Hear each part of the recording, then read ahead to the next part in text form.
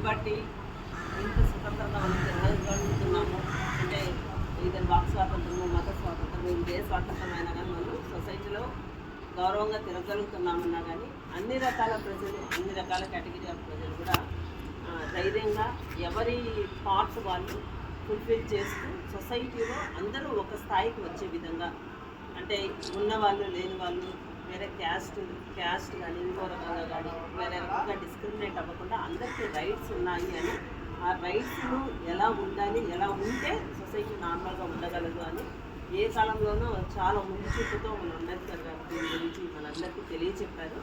దానివల్లనే మనందరికీ ఈరోజు మనకు చాలా స్వతంత్రంగా ఉండగలుగుతున్నాము.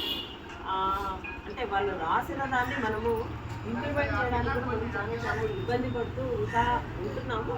ఇంకా మంచి స్టేజ్లోకి ఉండాలి అనుకుంటే దాన్ని ఇంకా బాగా మనందరినీ కూడా చాలా చోట్ల అందరూ పుస్తకాలు ఇస్తున్నారు, అవి చదివి నేర్చుకోండి, ఇంప్లిమెంట్ చేయండి అని చెప్తున్నారు. అలా అందరము కూడా చేసే స్టేజ్లో ఇంకా ఉండాలి. అందరూ కూడా మన కాన్స్టిట్యూషన్ మనకు ఎంత ఇదిగా ఉండాలి అనేది అందరికీ కూడా తెలియాలి. అందరూ బాగా ఉంటే చాలా బాగుంటుంది.